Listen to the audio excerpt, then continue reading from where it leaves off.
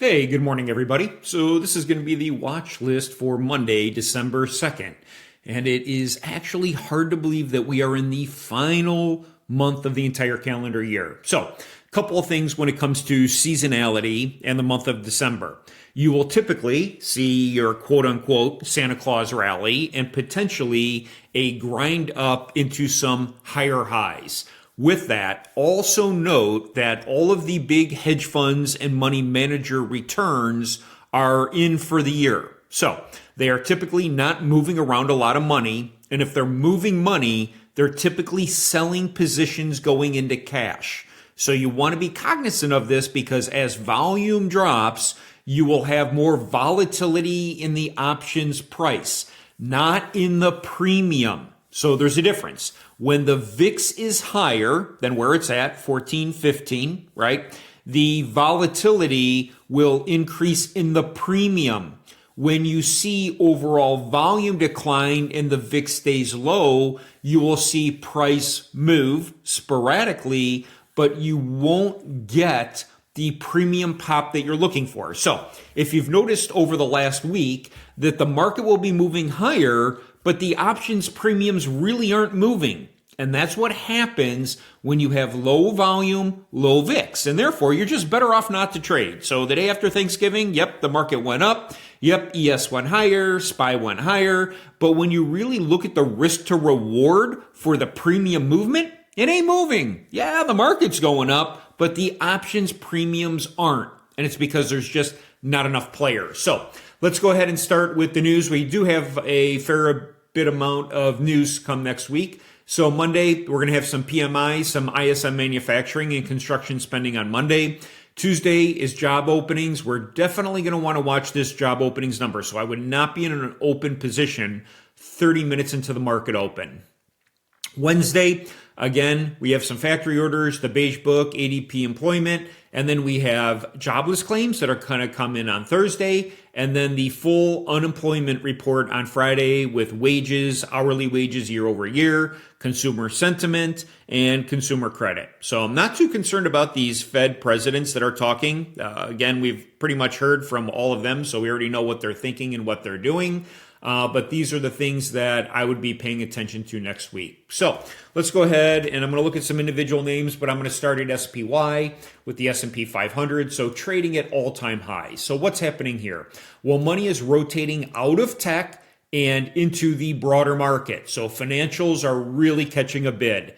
Consumer goods, retailers are catching a bid. Airlines, United Airlines trading at almost $100 a share, an all-time high. If you were to go back and look, airlines were always one of the worst stocks to actually have in your portfolio. So they're great to trade, but they are awful to own because of the volatility. So I would not be piling into those, but what I would watch for on SPY, again, I think I said this on my trade in the Discord on Wednesday, is that I would like a pullback to 600, which we got in the morning, for it to then go higher, which then clearly played out into Friday's close on Black Friday. So you can see that the all-time high is 603.35. I would look for a reject there to come back down or to break above, retest, and go higher. Just kind of depending upon the overall sentiment of the market when we open with futures later on this evening. You can see that QQQ is not catching the same bid, right? So prior all-time highs all the way up here at 516, we're still at 510.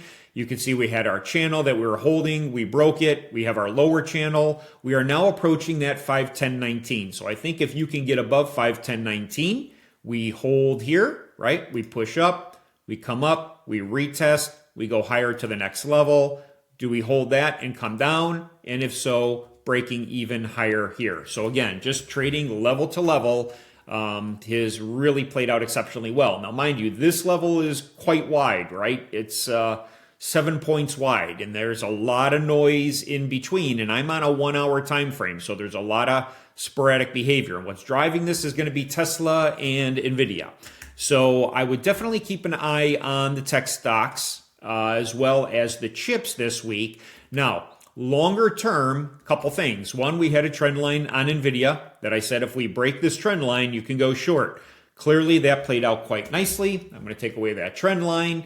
You'll see that we were trading from level to level. We broke. We are now at this lower level where they broke it, they retested it, came back down. They're now pushing up again. If I'm going to go long on NVIDIA, I would watch probably 2 price points. One is going to be this one right here, where you can see 139.30, where we pushed up to it, we rejected, we pushed up, we're consolidating. So we're between 137.18 and 139.30. If you get above 139.30, I think you could go long to 141 or 145 if the chips get some momentum.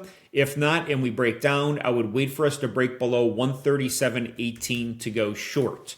One of the other chip names that we can look at too is going to be AMD. It is currently sitting at my overall bounce level. You can see we've held this level quite nicely all the way back through the beginning of November. So again, if chips get a bid, I think that you can definitely go long AMD, which will be up to this 139, 140 level. And then I would play it to this prior pivot right here. And then you would want to definitely see us with a break of structure to then clearly keep going higher. If not, chips are weak. I would go short below 136.81, back down to this 133 where we caught a bid. We caught a bid before we moved higher.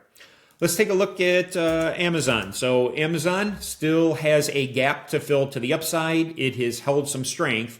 Now Amazon, interestingly enough, had pushed up into the gap, come out of it, pushed up to it, came out of it. We are back into it. Now, one of the questions I always get is, Bill, well, should I shrink the gap? You can, because the gap is now smaller, right? It started to fill, but it still exists. So if you were to go to a 1-day time frame and look at this gap, you would now move it to the top of this candle high right here, which is 208.20. So let's just go ahead and do that. We'll move that up to 208.20. I'm going to modify this so we get the exact coordinates. There we go. And then on these, I lock them in so that they don't get erased. Here's your new gap. And then this is what you're going to be watching. Again, if tech gets some momentum and we can push back up into this, will there be an opportunity for it to fill? So keep an eye on Amazon. It came back down here to this $200 level back on Monday, November 25th, the week before Thanksgiving, and then really got some good momentum. So Amazon would have been a good trade. Let's take a look at Tesla. Tesla's been all over the place. Tons of volatility in this, so definitely be careful, size down. You will note that this 341.75, I'm going to go to the 1 hour time frame, so you kind of see where we're at here. But we were using it as support for the longest time, and then resistance, and then support, and then resistance, and then resistance, and then resistance again. And now we got a bid.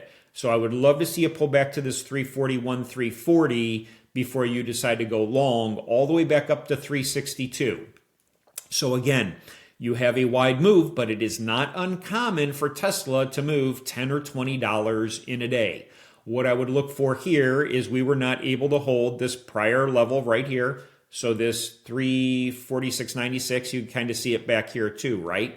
Where interim, we're rejecting, consolidating. So this is where you can, use a 1 hour to say, what do I see? I'd want to get above 346.90, 347 to then definitely go long to some new highs. A couple other ones that people have asked about are going to be Nike. Nike, I think, is going to be an opportunity here. Again, because consumer goods were getting a bid, although where we're running into a little bit of a problem is with tariffs. So not knowing how tariffs will import, exporters like Nike and Starbucks and companies that do business around the world could be a little bit of a tricky one here. But this one, again, if the consumer goods keep getting a bid in the retailers, I think above 79.05 is an opportunity. And I think you could probably even get into some equity here and just hold it, right? I don't think Nike's going back down here to these $71. It's about 10% lower was the all-time lows. So I think you got a little bit of a buffer here to then head higher. Again, if you recall, this at one point in time was a $200 stock, and it's now trading at a deep discount. So I don't think there's anything wrong with Nike. And then I think the new CEO is definitely going to come in and make a lot of changes to get this thing back on track. One of the other ones that just can't seem to get out of its own way is going to be Boeing. But again, I think there's some opportunity here. We're trading at 155.66. I think if you get a pullback to 150-260, so the simple thing is just go ahead and right click, and you can go ahead and then you can set an alert. So if you want to set an alert on your price, we'll go ahead and do that. Boeing, so on and so forth, create the alert.